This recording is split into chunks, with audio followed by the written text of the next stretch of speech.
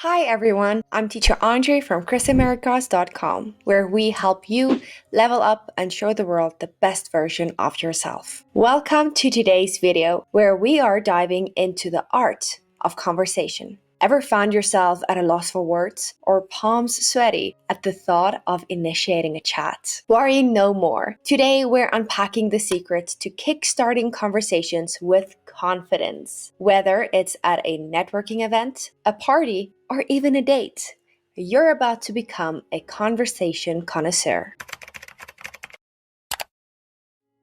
Understanding conversation anxiety. Have you ever found yourself in a social situation where you suddenly feel anxious or nervous? You're not alone. This feeling is common among many people. It's the moment when the conversation comes to a halt. You feel stuck and unsure what to say next. But what causes this feeling? The primary cause of this feeling is fear. Fear of rejection, fear of being judged, fear of sounding foolish, or even fear of awkward silences. These fears can be incredibly deliberating, and they can make social situations challenging and uncomfortable to navigate. It is important to keep in mind that feeling nervous in social situations is entirely normal. We all experience it at some point in our lives. It's a natural reaction to being in an uncomfortable or unknown situation. However, it is essential to remember that you are not alone in this feeling, and it is okay to feel nervous. With time and practice, you can learn to manage your fears and become more comfortable in social situations.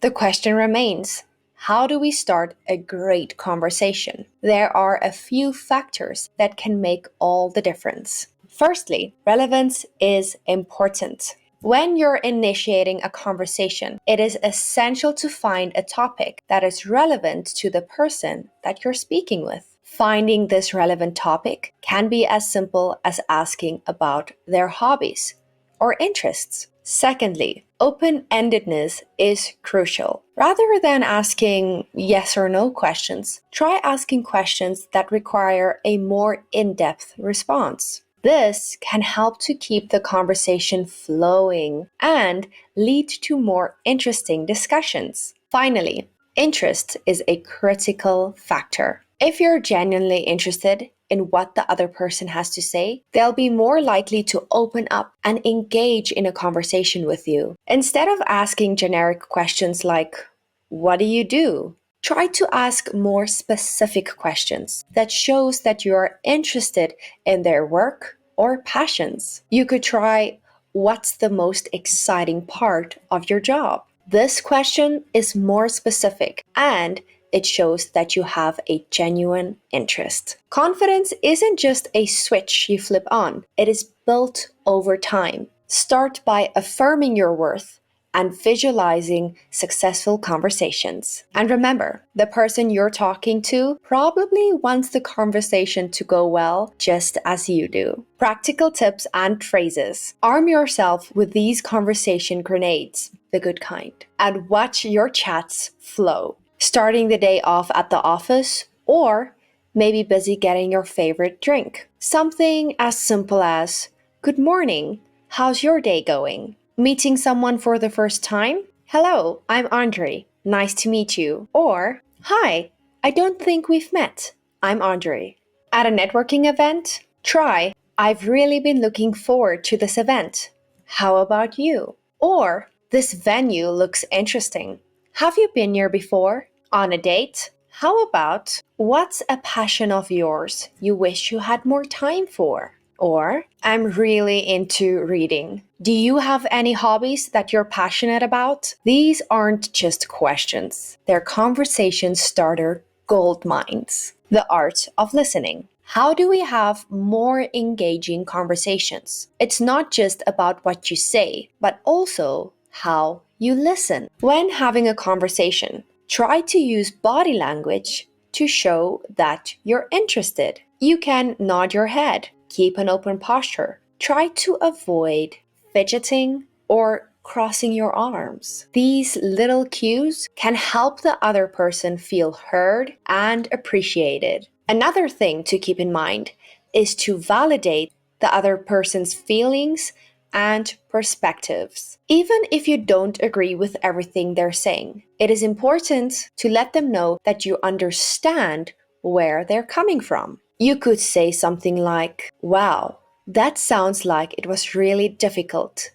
How did you handle it emotionally?" If you have a relevant story or experience, don't be afraid to share it. It can be a great way to connect with the other person and keep the conversation flowing. Just be careful not to dominate the conversation, of course. And finally, if you really want to show that you're fully present and engaged, try to minimize distractions. Put away your phone, avoid interruptions, and give the other person your undivided attention. You can say something like, "I'm all ears. Let's continue our discussion without interruptions." It may seem small, but it can make a big difference in how the other person perceives the conversation. Let's take a look at a different scenario. Imagine you're in a new city and you have lost your way to your destination. You need to ask a stranger for directions to reach your location. "Excuse me, can you please help me find this hotel? I seem to have lost my way. I'm not familiar with this area and I'm having a hard time finding the place." "Sure, I can help. You need to go straight down this road for about 2 blocks and then turn left. After that, you'll see a large shopping mall on your right. Your destination is just behind that shopping mall. Thank you for your kind assistance. Have a great day." This scenario is about seeking assistance from a local person when you have lost your way in an unfamiliar city. It is essential to be polite and clear when asking directions. And you should also try to give as much information as possible about where you need to be. The person giving you directions might also use landmarks to help you navigate your way. It is essential to listen carefully and ask questions if you're unsure about anything. Handling rejection or silence. We have all reached a part in a conversation where an awkward silence arises.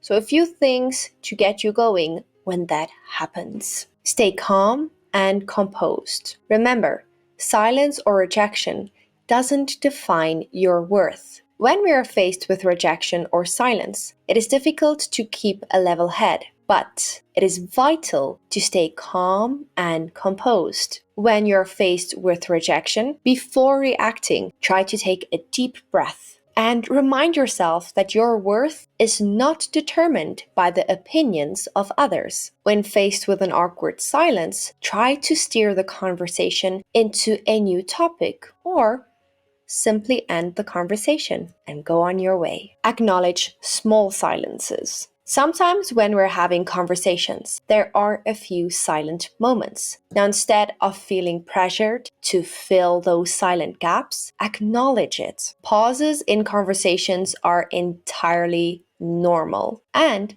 it is okay to take a moment to gather your thoughts or to simply just enjoy the moment. When faced with one of those awkward silences or a small pause, try not to overthink it. You can acknowledge the silence by saying something like, "I'm happy to sit in silence for a bit if you need a moment." This can help ease any tension and let the other person know that you're comfortable with the silence. Remember, silence can be an opportunity to reflect and process information. So try to embrace it rather than fearing it. Today, we have delved into various aspects for effective communication. We talked about how to overcome nervousness and anxiety when talking with others, as well as how to initiate and engage in conversations that leave a lasting impression. It is essential to keep in mind that becoming a confident speaker requires consistent effort and dedication. Practicing your conversation skills regularly, staying present in the moment, and maintaining a positive outlook are all critical components of building your confidence in your speaking abilities. Remember, every conversation you have is an opportunity to develop your skills and become a more confident communicator. So don't shy away from starting conversations with others, whether it's with friends, family members, colleagues, or even strangers. Embrace the opportunity to practice your communication skills. And over time, you'll find that you become more confident and assured in your ability to communicate effectively. If you found the tips mentioned in this video helpful, share your appreciation by hitting that like button. And if you have any friends, family members, or acquaintances who struggle with their conversational skills, feel free to share this video with them. The tips mentioned here might just be what they need to improve their conversation skills. Don't forget to hit subscribe to find more content that can assist you in navigating communication in your life with ease and confidence. Whether it's improving your social skills or just staying motivated, we aim to provide you with helpful tips and tricks to make your life easier. I cannot wait to see you in my next video. If you want to learn more, go to our website at chrisamericas.com. Bye everyone!